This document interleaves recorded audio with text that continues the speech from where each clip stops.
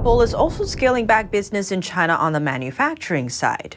Reports say it's shifting iPad production out of China to Vietnam. Initial volumes are expected to be small, but the move reveals the vulnerabilities in China's tech supply chain. More than 90% of Apple products are made in China. Lockdowns across Chinese cities intended to cut off the spread of the Chinese Communist Party or CCP virus, the infection that causes COVID-19. But weeks-long factory shutdowns hit supply chains hard.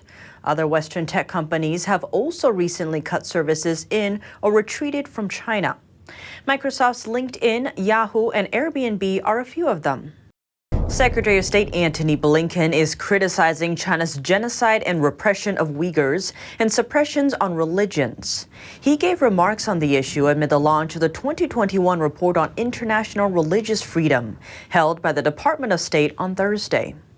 PRC continues to harass adherents of other religions that it deems out of line with Chinese Communist Party doctrine, including by destroying Buddhist, Christian, Islamic, and Taoist houses of worship, and by erecting barriers to employment and housing for Christians, Muslims, Tibetan Buddhists, and Falun Gong practitioners.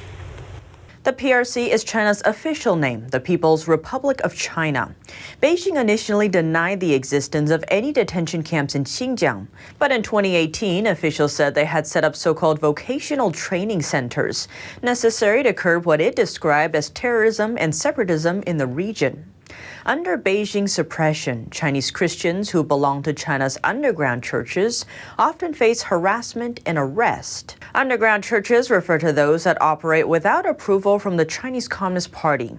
U.S.-based media outlet Radio Free Asia reported that in the last 5 months, in one city alone, at least 10 pastors were detained by police. As for another group Blinken mentioned in his comments, Falun Gong is a Chinese spiritual practice based on the principles of truth, compassion, and tolerance. Before Beijing started to persecute Falun Gong in 1999, numbers of the people practicing the meditation system outnumbered Chinese Communist Party members. The party perceived the practice's widespread popularity as a threat to its communist rule, even though the practice is not involved in politics. Even after 20 years, the mention of Falun Gong in public is still taboo in China. In March and April, more than 400 practitioners of the Falun Gong meditation practice were detained for their beliefs.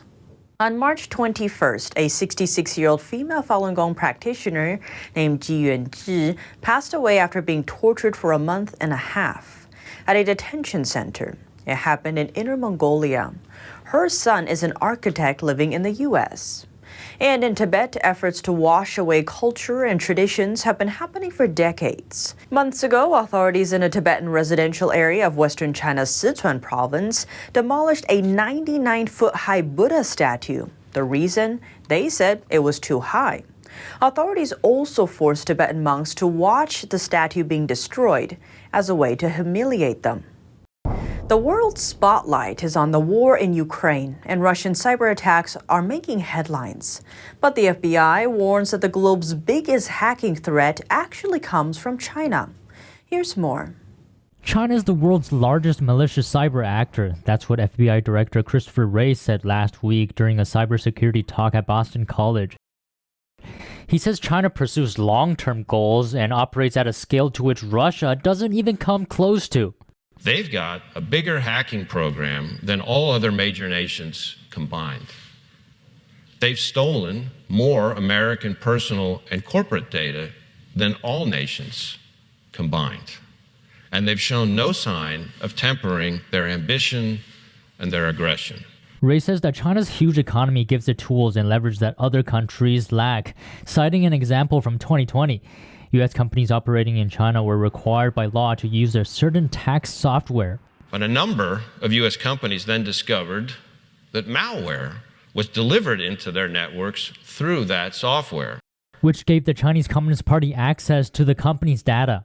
So what that adds up to is that by complying with Chinese laws for conducting lawful business in China, they ended up with backdoors into their systems. He added that in 2021, Microsoft and other cybersecurity companies disclosed that Chinese hackers had compromised over 10,000 U.S. networks. And that's just one example of how the Chinese government is pursuing their goal to lie cheat, and steal their way into global domination of technology sectors. Ray said that China is hiring hackers as if they were cyber mercenaries and providing them with state resources to attack the United States. Ray said in January that the FBI opens a new China counterintelligence investigation about every 12 hours, that there are currently more than 2,000 of those investigations, and that all 56 US-based FBI field offices are engaged in the effort. Now we turn to our viewers' request for a review of China's influence in Sri Lanka. This can be seen as a textbook example of how the CCP influences many countries around the world. Sri Lanka is enduring its worst financial crisis since its independence. And some are accusing big lender China of using a debt trap to increase its own geopolitical power. NTD's Chenny Wu spoke with an expert to get his take. Sri Lanka's 22 million people are in a dire situation. We are presently undergoing a severe economic crisis that has profoundly impacted the lives of all Sri Lankans. Sri Lanka ran out of foreign currency in April, leading to food shortages, power outages, and protests. And earlier this month, the country defaulted on its debt for the first time in its history. Sri Lanka now owes more than $50 billion to foreign creditors. Among them, China ranks number 3, accounting for around 10% of the debt. But according to China affairs analyst Tang Jingyuan, the Chinese regime has the greatest potential to take advantage of the situation. It's through this kind of exchange. You owe me some debt. Then you have to hand over control of your important strategic assets. Tong gave the example of the Hambantota port. Sri Lanka paid for its construction project with $1.1 billion in Chinese loans. It's part of China's Belt and Road Initiative, but the port failed to generate revenue. So when Sri Lanka couldn't pay back its loan, it had to hand over the port and 15,000 acres of land around it to China on a 99-year lease. But why is this significant on the global stage? It's the geographical location of Sri Lanka. Many consider it to be a prime port of communication throughout South and Southeast Asia, including the Middle East and East Africa, and it's very important in the Indian Ocean. We know that if the Chinese Communist Party gains control of this port, it can build a base there, which could then directly exert political influence on Sri Lanka, and in many cases, even on neighboring countries. Chinese officials say that Belt and Road projects are business ventures, not aid. Most lending is on commercial terms, and the details are often kept secret. The Chinese Foreign Ministry has said that Beijing is ready to play a positive role in easing Sri Lanka's debt burden. But according to Sri Lanka's Prime Minister, China didn't offer debt reductions, only more loans. Behind the port strategy of the Belt and Road Initiative is the Chinese Communist Party's geopolitical ambition to expand overseas. That's its fundamental motivation. Sri Lanka is now holding talks with the International Monetary Fund in hopes of financial relief. U.S. Secretary of State Antony Blinken is addressing the Chinese Communist regime's threat. He's calling it the most serious long-term challenge facing the United States and the rules-based world order. We can't rely on Beijing to change its own trajectory. What we can do, and what we're working to do, is to shape the strategic environment around Beijing to advance our positive vision for an open, inclusive international system. I believe China wants a world order, which is good because order is usually better than the alternative. But the profound difference is this. The order that we've sought to build, very imperfectly, but that we sought to build is profoundly liberal in nature. The order that China seeks is illiberal. We disagree. And it's as basic and fundamental as that. Blinken says he hopes Beijing sees how the world has come together to support Ukraine and put extraordinary pressure on Russia. Blinken made the comments while speaking to the Council on Foreign Relations. He noted it's important for the Chinese regime to take the right lessons from Russia's invasion of Ukraine. He also said the Biden administration wants to lead the international bloc that's opposed to Russia's invasion of Ukraine into a broader coalition. That's to counter what it sees as a more serious, long-term threat to the global order from Beijing. Chinese jets have endangered a Canadian military plane operating in Asia. That's what Foreign Affairs Minister Melanie Joly said Thursday. The day before, the Canadian Armed Forces announced that the air crews in several Chinese aircraft were very clearly visible as they approached Canada's patrol plane, in what Canada called an attempt to divert its own air patrol flight path. The armed forces went on to say the Canadian aircrew had to quickly modify its own flight path in order to avoid a collision. Prime Minister Justin Trudeau called China's behavior extremely troubling. He said that the Canadian government would raise this issue with Chinese officials. Canada says similar incidents have happened several times while the Canadian aircraft was deployed to Asia. That deployment was part of the effort to support the United Nations in sanctions on North Korea. The Canadian flights were tasked with observing any attempts from North Korea to avoid sanctions, like the transfer of banned commodities from ship to ship. Similar moves from the Chinese side have been reported several times in recent years. In 2017, Chinese flights confronted a U.S. aircraft, getting as close as 150 feet. In 2019, Chinese fighters flew over a Canadian warship, getting within just 1,000 feet. Latin America has traditionally been considered America's backyard, but the U.S. is losing ground there, while China has been advancing through trade and investment. The U.S. remains Latin America's top trading partner.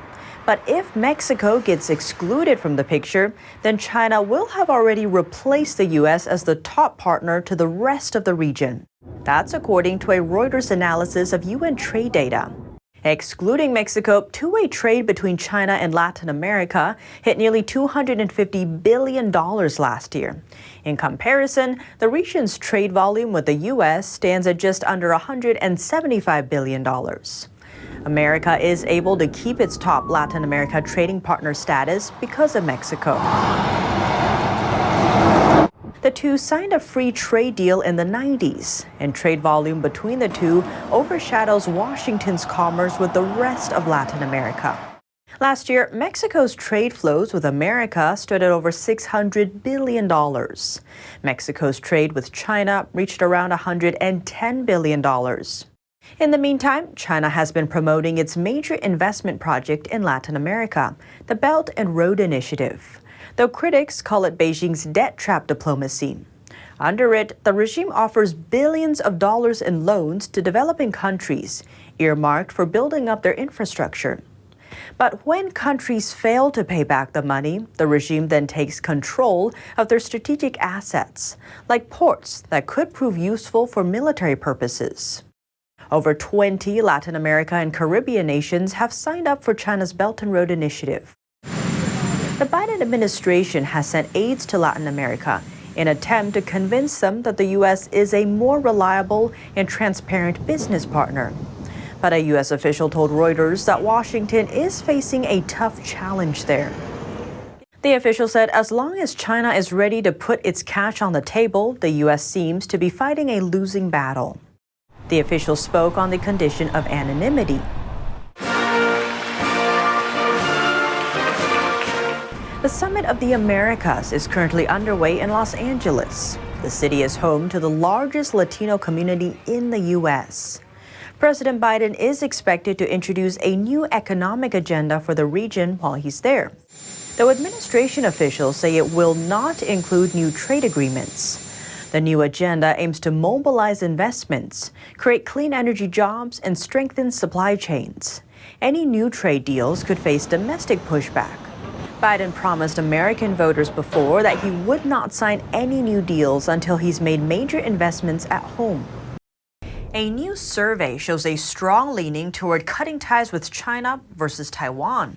The survey is called the Democracy Perception Index and is the world's largest annual study on democracy.